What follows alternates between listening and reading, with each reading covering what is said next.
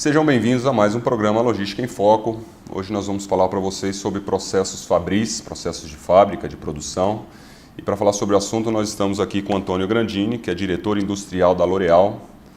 Grandini, muito obrigado por ter aceito o nosso convite. Obrigado a você, Anderson, pela oportunidade e pelo convite. E se apresente, fala um pouquinho de você aí para o nosso telespectador, fala um pouquinho aí da sua história e o que você está fazendo hoje. Claro. Bom, prazer estar aqui com vocês. Eu estou trabalhando na área industrial, na área de operações, na área de supply chain já há mais de 25 anos. Sou engenheiro de formação, tenho, na verdade, uma especialização em administração de empresas e toda a minha experiência ela se dá na área de bens de consumo.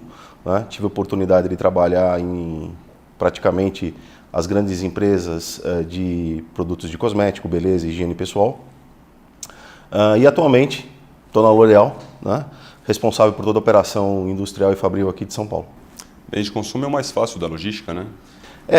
Não tem nada para se preocupar, né? Digamos que quem trabalha com logística sabe que fácil não tem nada, né? Mas, na verdade, eu acho que o bem de consumo, ele traz para a gente aquela sensação de proximidade com o consumidor, de proximidade Sim. com o mercado. Então, isso acaba trazendo um dinamismo diferente, né?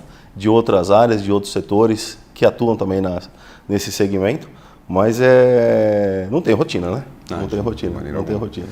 Mas, Grandini, uma coisa importante, né? Você trabalha com produção, né? E a quantidade de matérias-primas, a quantidade de insumos, né?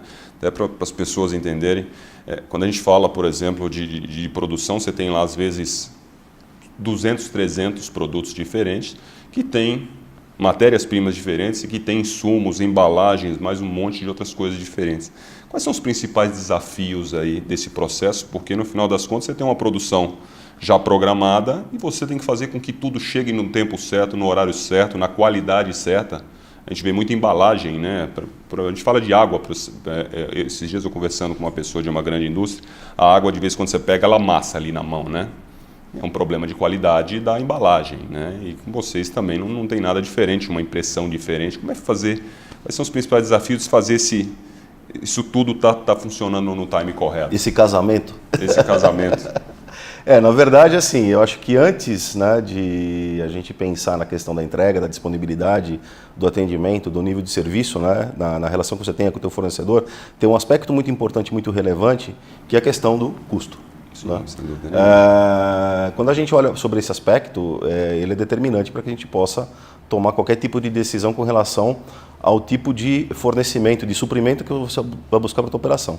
De uma maneira geral, para a indústria de beleza, para cosméticos, grande parte dos insumos relacionados a material de embalagem, né, eles são locais, né, eles são comprados, adquiridos de fornecedores locais, o que acaba favorecendo muito essa questão, posteriormente, de atendimento, de nível de serviço, de planejamento e de atendimento.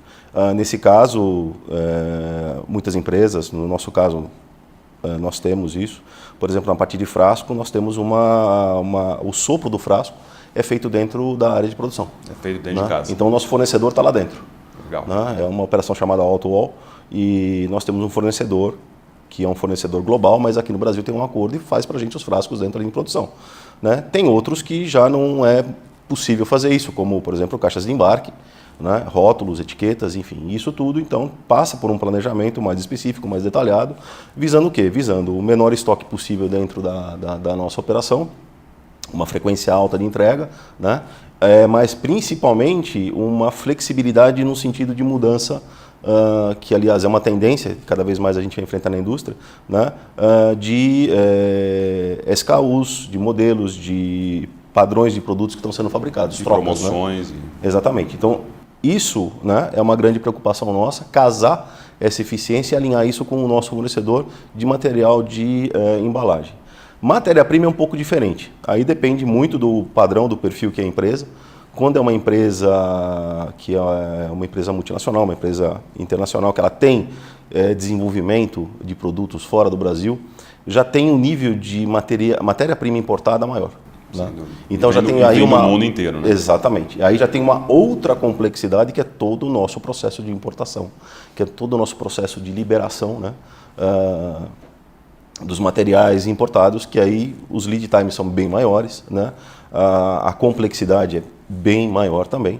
Então faz com que esse planejamento todo tenha aí um delay maior, e aí você já tem que pensar em estoque, você já tem que pensar em cobertura, né? E um trabalho muito forte que nós chamamos de nacionalização desses insumos. Buscar no Brasil fornecedores que possam entregar esses insumos, né, o que nós chamamos similares, para depois, num processo de desenvolvimento, homologá-los como fornecedores locais. Por quê? Aí ele passa a ter o mesmo nível de tratamento que nós damos para material de embalagem, por exemplo, o que facilita muito na questão de planejamento.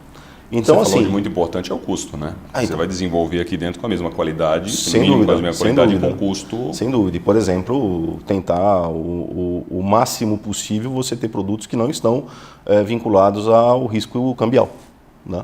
Que a gente sabe bem como afeta, né, a nossa realidade aqui no Brasil. Sem dúvida nenhuma. Então, assim, isso é uma preocupação muito grande que existe na parte anterior à produção, né? A parte de suprimento, o pessoal de compras, o pessoal de planejamento. Tem muita discussão fiscal e tributária nesse sentido, né, para ver qual a melhor forma, qual o melhor modelo que tem que ser implantado para que a gente possa garantir o melhor custo, a melhor disponibilidade, sem dúvida nenhuma, dentro das especificações que a gente precisa de qualidade. Depois disso, são os acordos de fornecimento, just in time. Tem, como eu te falei, tem a opção de fazer o wall-to-wall, no caso de frascos. Tem a opção de você fazer depósitos intermediários, onde você deixa estocado por conta de um representante, eventualmente, e você faz as puxadas, né, de acordo com a tua demanda, com o teu planejamento. E tudo isso a gente cria para poder dar exatamente essa flexibilidade que a gente precisa no dia a dia da produção. Eu cheguei a ver nos Estados Unidos o wall-to-wall com caixas, com embalagens mesmo, caixas, e achei bem interessante uma máquina. Eu vi numa feira de logística em Chicago, nos Estados Unidos. E você faz os tamanhos, inclusive você pode fazer para a fábrica, que aí são os padrões, né? Já tem os padrões no setup da máquina, ou uma empresa .com, né? Como uma Submarino da vida, ali na hora ele faz a leitura da metragem cúbica do material e ele faz a caixa já do tamanho da caixa que ele precisa, exato. Tem coisas bem interessantes. Evita perda, né? Sem dúvida. E evita transportar ar, transportar caixas vazias, né? É um pouco mais caro transportar ar, né? Pouquinho. Armazenar mais ainda, né? Pior que você armazena e transporta. Grandinho, uma coisa importantíssima, a gente sabe, né? A gente vê que hoje vem aumentando muito os recalls, principalmente de montadoras, né? Coisas que a gente não ouvia falar, principalmente com montadoras japonesas. Né? Que coisa, né? Japonês era inconcebível. Não dá problema. Falar de recall. E a gente vê que hoje vem acontecendo muito mais. A gente sabe que a qualidade é parte importantíssima disso, principalmente com bens de consumo, que você está atendendo ali o consumidor final e pode causar algum tipo de problema, né? Como fazer para garantir esses processos? Quais são os processos que vocês utilizam e como garantir também esses processos? Bom, eu acho que assim, ninguém é isento do risco de ter um problema. Todo mundo tem a chance e deve administrar o seu risco da melhor maneira possível. Ou seja, isso é algo que existe, a gente tem que saber gerenciar, a gente tem que saber lidar com. Cada área, cada setor da economia tem a sua regulamentação específica e tem as suas normas que seguem. No nosso caso, nós seguimos toda a regulamentação relacionada à Anvisa, né? E já dentro dessa regulamentação, para você estar operando, para você poder colocar um produto no mercado, além de todas as licenças e as autorizações relacionadas ao produto em si, tem muito claro todo um processo especificado com relação ao controle, né, de todas as atividades de transformação que você tem, desde quando você recebe os seus insumos, quando você os transforma em produto, até a hora que você distribui e vende, né? Então todo esse processo, ele está embaixo. Porque o próprio insumo já pode vir contaminado, né? Sem dúvida, sem dúvida. Pode ter um erro também lá do lado de fora da sua... E via de regra, o que existe são sistemas, são ERPs, nós usamos um especificamente, que garante para a gente, primeira coisa, a rastreabilidade dos lotes. E aí eu consigo pegar com a definição do lote de produção de um produto lá na ponta, eu consigo fazer toda a rastreabilidade dele e saber quais foram as matérias-primas, quais foram os insumos que eu usei lá atrás, na parte de pesagem, antes de eu começar a produzir o produto que está dentro dele. Então, assim, esse é um processo em que a gente consegue, que é muito importante no caso de ter algum problema, saber qual foi a origem, de onde ele veio, quanto foi produzido e para onde que foi vendido, né? É o que é a questão do recall. E você tem todos os processos aí sim, como você disse, relacionado à qualidade assegurada, né? Que começa dos teus fornecedores, das especificações dos teus insumos, passa pelos teus processos produtivos, que a ideia é cada vez mais controlar o processo e não controlar o produto. Sem dúvida nenhuma. E cada vez mais garantir que você tenha um produto isento de qualquer tipo de problema no final das contas. Legal. A gente vai para o intervalo e falar um pouquinho de automação, que acho que está ligado a tudo isso, tudo isso. Todo o processo. Né? Sem dúvida. Nós vamos para o nosso intervalo e voltamos já.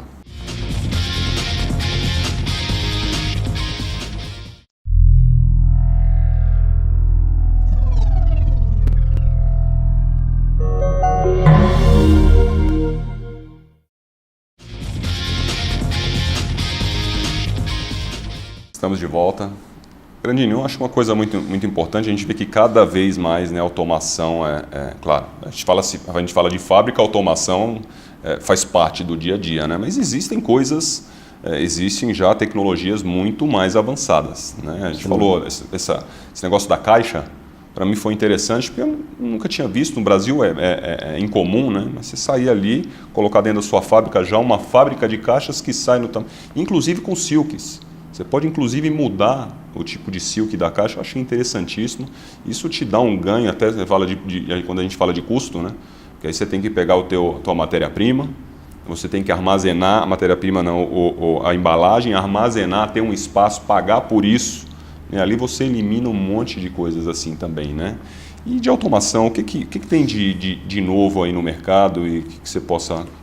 Olha, possa falar Anderson, que é um diferencial? Eu acho que, inclusive, essa é uma área que atualmente, eu particularmente e a empresa, ela está colocando muito foco, não só no Brasil, mas globalmente, em função de toda a situação que a gente vem vivenciando, que é uma mudança, né, da relação que a gente tem com o consumidor. Nós estamos saindo numa fase onde, pelo menos foi o que eu aprendi na escola, né, que o interessante era você ter os lotes econômicos, que seria interessante você colocar uma linha produzindo um determinado produto 1 dia, 2 dias, 3 dias, o máximo de tempo possível. Quanto maior a quantidade, menor o custo, né? E outros conceitos como esses que eram válidos até há bem pouco tempo atrás. Eu diria para você que hoje isso tudo está mudando. E está mudando uma velocidade muito rápida. Por quê? Tudo que eu te falei com relação a custo é verdade, né? Tudo aquilo que a gente precisa efetivamente fazer para garantir com que o custo seja exatamente como aquele que a gente tinha lá atrás dentro desses conceitos, tudo isso não mudou. O que mudou? A relação com o mercado. Hoje o lote ótimo é o lote de 1. Né? Então, assim, a grande sacada, né? A grande necessidade é como a gente consegue viabilizar do ponto de vista de custo, do ponto de vista de eficácia produtiva, né? Eficácia de planejamento, né? Um produto que você vai fazer um lote com uma unidade, né? Garantindo todas aquelas questões anteriores que você imaginava milhares, né? Milhões de unidades de um produto produzido. E quando você tem uma parada de troca de linha, que seja o mais rápido possível também, né? Que ela seja... Então, assim, hoje tem um conceito que é bem interessante, que é chamado Indústria 4.0. Esse conceito é um conceito novo, esse conceito foi desenvolvido há mais ou menos 1 ano, acho que não chega até 1 ano e meio, começou na Alemanha, mas hoje está se difundindo rapidamente, que é exatamente tentar adequar a realidade industrial ao mundo digital. Né? Então a gente sabe que a relação com o consumidor que a gente tinha no passado, aquela relação tradicional de você ir ao supermercado, ir numa gôndola, escolher o seu produto, isso tudo está mudando muito pela relação que você tem com o seu smartphone, com o seu computador e com o seu tablet. Você está fazendo muito mais a interação de compra com esse tipo de foco, né, de approach, do que você tinha, né, aquele modelo usual no passado. E o que isso acontece? Essa dinâmica muda, né? As velocidades de respostas são completamente diferentes daquilo que a gente fazia. A necessidade que você tem de estar alinhado efetivamente com um foco não mais no cliente, né? Eu lembro que quando a gente começava a falar de ISO 9000, a gente falava que a gente tinha que ter o foco no cliente. Né? Hoje em dia, a gente tem que pegar na mão do cliente, que é o nosso, quem vende o nosso produto, e os dois juntos olhar no consumidor. Então, a gente subiu uma escala nesse nível, né? E passa a ter um olho muito grande no consumidor. E para que isso aconteça, sim, a automação é essencial. Então, você estava falando com relação às caixas. Semana passada eu tive a oportunidade também de participar numa discussão nos Estados Unidos, uma discussão da empresa com o grupo de Américas, né? E lá é interessante, ela foi muito inspiradora nesse sentido, porque eles trouxeram uma série de iniciativas do mercado que nós estamos avaliando para poder colocar. E coisas do tipo, você conseguir fazer um produto que tenha uma etiqueta, um rótulo ou um tubo de desodorante, né, personalizado para o Anderson, né, sair da linha e fazer você receber esse produto na tua casa, né, essas tecnologias de impressão online, né, em linhas que fazem 200 unidades por minuto, sendo que dessas 200, cada uma das 200 sai com um tipo diferente de impressão no rótulo, numa etiqueta.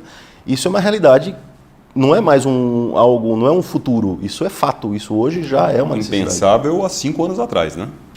E aí isso tudo, né, isso dá a dinâmica do negócio, e aí o que acontece? É claro, do outro lado você precisa ter, para mim, que é o principal elemento de tudo, não só da logística, mas eu acho que de tudo que a gente faz, que são as pessoas, né? As pessoas têm que ter um nível de qualificação diferente, as pessoas têm que ter um nível de envolvimento e de conhecimento diferente, não só aquelas que planejam e que fazem a gestão, mas principalmente aquelas que operam. Né? Então isso também está fazendo com que exista uma mudança no chão de fábrica. Né? No nosso caso, nós estamos investindo muito em treinamento, desenvolvimento e qualificação para preparar os nossos, tecnicamente, né? Não é nem mais aquela questão de mudança de comportamento, não é questão de comportamento, é qualificação técnica. Seguir o processo, né? Fazer com que o processo seja... Que, infelizmente, a gente sabe que é uma deficiência grande aqui no Brasil. Né? E a gente precisa correr atrás e fazer com que eles atinjam, cheguem no nível que a gente quer que eles tenham para poder operar essa nova realidade. Então, assim, é uma realidade onde você tem, de um lado, toda uma mudança que está acontecendo em função dessa condição digital nova que vem. Do outro lado, você tem tecnologias novas que estão vindo e você precisa preparar as pessoas. Né? Tanto aquelas que operam, né? Também como aquelas que fazem a gestão, para que possam atender essa nova tendência, né, esse novo foco que é o consumidor final. E quem chega primeiro, quem estiver na frente, né, vai ter um diferencial. Sem dúvida. Porque você vai reconhecer muito mais uma empresa que te oferecer um produto, um desodorante, um creme, um shampoo com o teu nome na etiqueta, Anderson na etiqueta, do que aquela que te dá um produto padrão que você vai e que todo mundo tem. Se você pagar a mesma coisa por aquilo e receber aquilo até talvez mais rápido, em função também de toda a extensão que isso causa para a logística, que a logística também tem que acompanhar isso, né? Vai ser muito mais interessante. Acho que você não vai ter dúvida, né, quando você for fazer a recompra, de onde você vai comprar. A empresa de refrigerante já fez isso, né? Mas ela não foi direcionada lá para o consumidor. Ela colocou já uma quantidade e você tinha que buscar. Né? Tem muitos exemplos. Você tinha que buscar. Tem muitos ali, exemplos. Né? Tem certas regiões, por exemplo, nos Estados Unidos, na Europa também, você pode comprar um iPhone, você pode comprar um iPod e ele já vem carregado com as tuas músicas. Você já recebe ele pronto, customizado, não só gravado atrás com o seu nome, mas ele já vem carregado pronto para você usar. Né? Tem lugares em que a entrega, por exemplo, dos tênis, né? Que, enfim, tem grandes marcas que fazem os seus tênis, para quem pratica corrida, por exemplo, quem vai entregar o tênis na porta de casa é um corredor, porque eles contratam pessoas, corredores amadores, que estão fazendo o seu exercício diário, né, e eles têm lá um trabalho que vai pegar o tênis num centro de distribuição, alguma coisa, está correndo mesmo, vai levar esse tênis e leva, entrega na mão. Então, olha que interessante, né? A proximidade com o consumidor final. Sem dúvida. Né? Então, isso tudo é lógico, né? Exige e vai demandar uma mudança muito grande em tudo aquilo que a gente conhecia e conhece com relação à parte fabril e à parte industrial. Falar isso para a moçada, né? Falar isso para a geração millennium é fácil, né? Agora, falar para a gente já tem um pouco de dificuldade de quebrar esse paradigma. Como diz meu filho agora, tiozão, né?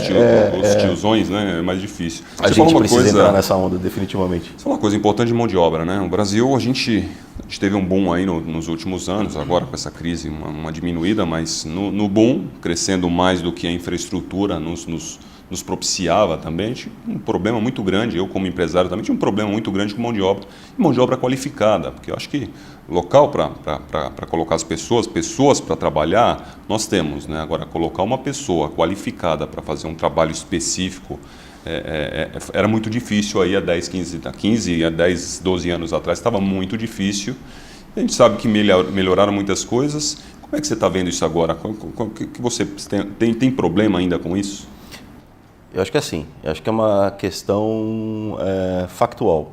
Hoje, infelizmente, em função de tudo que a gente vem vivendo e da crise que a gente vem enfrentando, né, nos últimos 2, 3 anos, a disponibilidade no mercado de mão de obra boa é maior. Sem dúvida. Mas a gente sabe o porquê. Muita gente desempregada. Não é o porquê econômica. elas estão saindo numa quantidade boa e suficiente para atender uma demanda das escolas. Estão se desenvolvendo, né? São pessoas que estão no mercado, disponíveis, e hoje você consegue, sim, contratar excelentes profissionais, o que você não conseguia, de fato, há 10, 12 anos atrás, porque todos estavam ocupados, todos estavam trabalhando, né? E a gente sabe que a opção de troca de emprego antes se dava por pequenos ajustes de salário, uma pessoa saía de um emprego para o outro. Benefício ao salário. Saía. Hoje não, hoje você tem essa disponibilidade. Então dá uma falsa impressão que a gente não tem o problema, né? Mas, de fato, quando a gente olha de uma maneira um pouco mais crítica para aquilo que a gente tem disponível, é um problema. É um problema. Ainda mais em função dessa mudança que eu acabei de te dizer, vai demandar uma cabeça diferente, vai demandar um nível de entendimento, de realidade diferente daquele que a gente tinha, mas mais do que isso, demanda uma qualificação técnica e profissional. E aí não tem jeito, eu acho que a gente tem que fazer nosso papel, não adianta só jogar isso para fora, para o governo, jogar toda a responsabilidade, que tem muita e deve ser, do ponto de vista da educação básica, melhorada, mas não adianta. Quando é coisa específica, você tem que desenvolver um programa de treinamento e esse programa tem que ser feito de tal maneira que, além de agregar para a pessoa que vai recebê-lo, ele entrega aquilo que você precisa para o teu negócio. Isso não pode ser visto como tático, isso tem que ser visto como estratégico. Uma coisa que eu percebi, né, nos meus negócios e até dos concorrentes e nas próprias indústrias, é que melhorou, mas está muito longe ainda do que nós precisamos, mas até porque as empresas tiveram que fazer dentro de casa. Sem dúvida. Né? Então, se a gente hoje iniciar uma operação sem treinamento e desenvolvimento dentro de casa, mesmo com todos os custos adicionados, vai ficar muito mais caro, né, no final das contas. Sem dúvida. Fica à vontade. Não, o que eu acho também é que hoje, cada vez mais, por exemplo, profissionais estão deixando a carreira executiva, profissionais que tinham enfrentado essa situação na sua carreira, estão colocando isso, vendo isso como uma oportunidade de negócio, uma oportunidade de trabalho, treinamento e desenvolvimento. Sim. E este tipo de treinamento e desenvolvimento que esses profissionais proporcionam são efetivamente aqueles que a gente busca, porque eles vão direto ao ponto, né?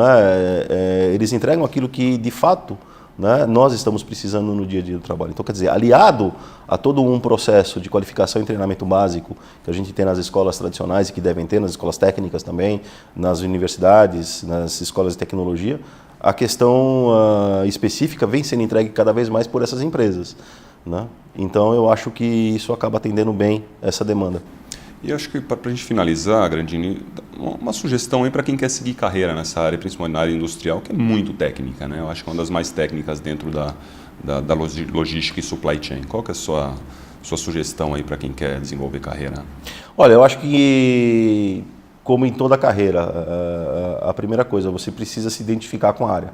É uma área que te demanda muito, é uma área que te ocupa muito, é uma área que pede muito a tua disponibilidade, mas é uma área que efetivamente, para mim, né, não só atualmente, eu estou muito voltado para a parte de manufatura, mas quando a gente fala da questão do supply chain como um todo, quando a gente fala a questão da área de operações como um todo, é uma área que ela cativa porque ela une o mercado, né, com a realidade do negócio.